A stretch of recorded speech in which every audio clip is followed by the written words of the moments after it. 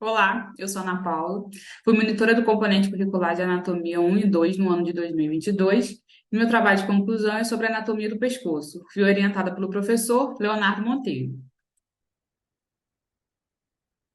Aqui nós temos o sumário e eu vou seguir com a introdução. O trabalho de conclusão de monitoria cursa com a exposição anatômica do pescoço, ressaltando seus principais músculos, vascularização, inervação e estruturas.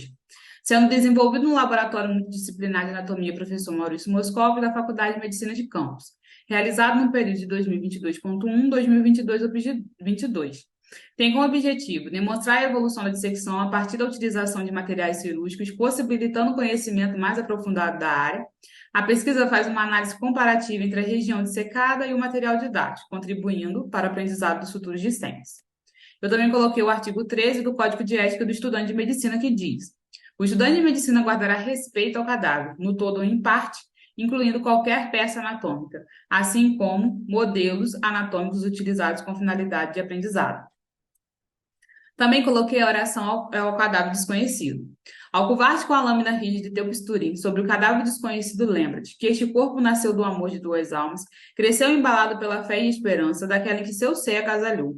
Sorriu e sonhou os mesmos sonhos das crianças e dos jovens, por certo amou e foi amado, e sentiu saudade dos outros que partiram. Acalentou a manhã feliz e agora jaz na fria lousa, sem que por ele tivesse derramado uma lágrima sequer, sem que tivesse uma só prece. Seu nome só Deus o sabe, mas o destino inexorável deu-lhe o poder e a grandeza de servir à humanidade, que por ele passou indiferente. Ao cadáver, respeito e agradecimento. Materiais e métodos. Afastador que eu usei, cabo de bisturi, fio de sutura, lâmina de bisturi, luvas cirúrgicas, pinça anatômica, pinça dente de rato, pinça Kelly. Porta-agulha, tesoura cirúrgica de ponta reta e de ponta roma. Aqui tem a evolução, a partir da inserção na pele até as camadas mais profundas. Antes de partir para as estruturas em si, é importante que tenhamos conhecimento sobre a face cervical, regiões e trígonos cervicais, que vão servir para nos nortear onde essas estruturas estão localizadas. A face cervical, que eu mostro aqui nessa figura, em verde tem a lâmina superficial, em roxo tem a lâmina pré-traqueal, em azul tem a lâmina pré-vertebral, em vermelho tem a face alar com a bainha carótida. A bainha carótida contém a veia jugular interna, o nervo vago e a carótida comum. Nós temos também 5 regiões. A região esternocleidomastoideia, que está em A. Em B, a cervical posterior. Em C, a cervical lateral. Em D, a cervical anterior. E em E, vai ser a região suboccipital. O músculo esternocleidomastoideu, que eu vou mostrar mais à frente, divide os trígonos cervicais em anteriores e posteriores. O 4 vai ser o submandibular. O 5 vai ser o mentual. O 6, o carótido. O 7, muscular. O 2 vai ser o occipital e o 3 vai ser o homoclavicular. Músculos superficiais, platismo. Inserção superior, margem inferior da mandíbula, pele e tela subcutânea, da parte inferior da face. Inserção inferior, face que reveste as partes superiores dos músculos peitoral maior e deltoide. É inervado pelo ramo cervical do nervo facial, que é o sétimo par craniano, e ele tem a ação de abaixar os ângulos da boca. Aqui tem o platismo em toda a sua extensão, né? Ele é um músculo extremamente fino. Esternocleidomastoideu. Inserção superior. Face lateral do processo mastoide temporal e metade lateral da linha nucal superior. Inserção inferior. São 2 cabeças. A cabeça external, que é a face anterior do manúbrio externo. A cabeça clavicular, que é a face superior do terço médio da clavícula. É inervado pelo nervo acessório, né? Sua parte motora. E os nervos C3 e C4, os cervicais. Tem a ação flexão lateral com rotação, extensão das articulações atlanto-occipitais, flexão das vértebras cervicais. Aqui nós temos o músculo esternocleidomastoideu com as suas 2 cabeças, a cabeça clavicular e a cabeça external. Estruturas superficiais. A glândula submandibular. Ela compõe as glândulas, né, que produzem a saliva. São 3. É a glândula submandibular, sublingual e a glândula parótida, que nós vamos ver mais à frente. Produz a saliva, líquido viçoso, transparente, íspero e indodoro. Tem o ducto submandibular, que vai permitir a saída de sua secreção. Glândula parótida, né, com o seu ducto parótico, também compõe e ajuda, né, na secreção para poder formar a saliva. Veia jugular externa. Ela é formada pela união da divisão posterior da veia retromandibular com a veia auricular posterior. Ela realiza a drenagem da maior parte do couro cabeludo e a região lateral da face. Músculos profundos. Nós vamos ter agora os suprioídeos.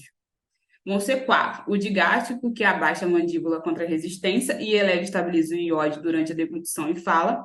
O estilioide, que eleva a ruptura do ióide, alonga o assoalho da boca.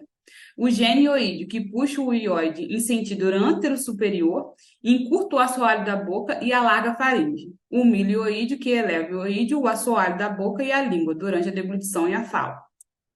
Aqui a gente tem o digástrico, né? Ele possui 2 ventres, ventre anterior e o ventre posterior.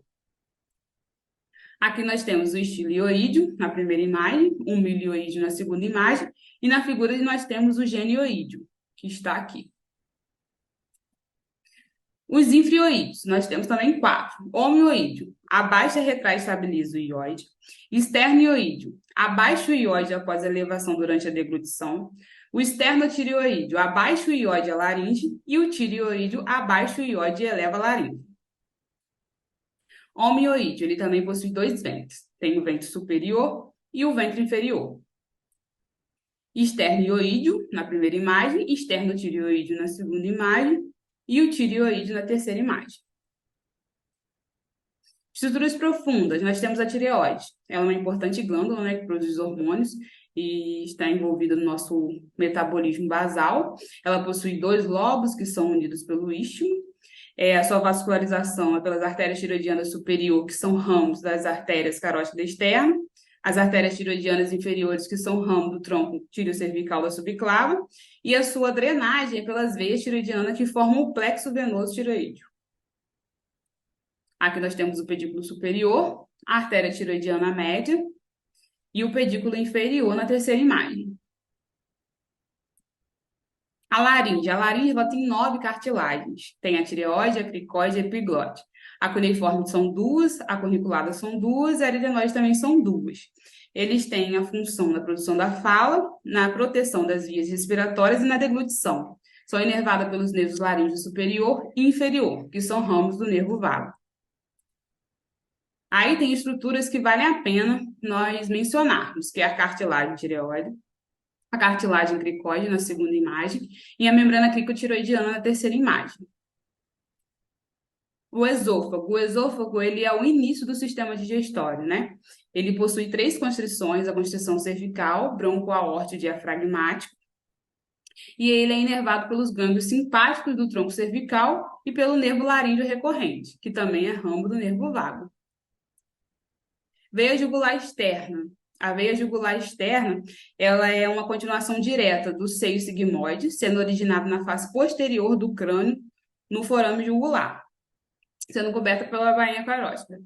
Ela faz a drenagem dos músculos profundos do pescoço, vísceras cervicais, região anterior da face e da região encefálica. Artéria carótida comum.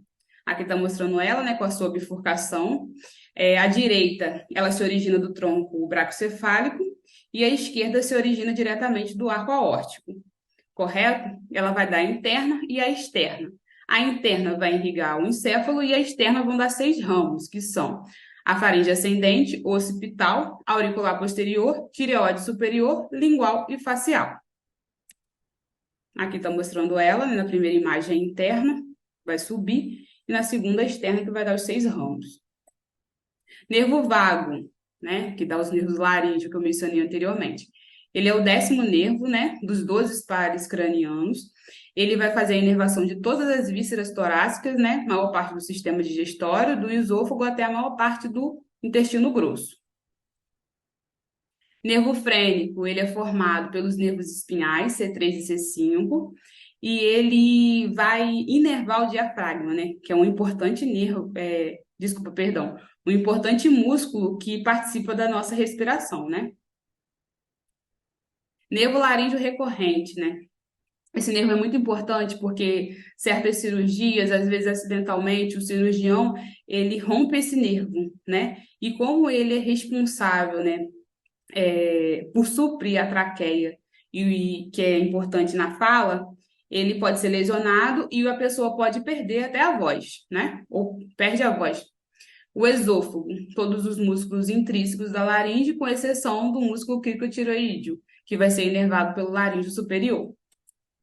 Meu agradecimento aos professores do componente curricular por todo o ensinamento, ao cadáver da dissecção por ter sido fonte de todo o aprendizado prático, aos técnicos do laboratório por toda a ajuda e disponibilidade, aos colegas monitores pelo tempo que dividimos na nossa jornada, nessa jornada, e aos alunos monitorados pelo processo de aprendizado. Obrigada.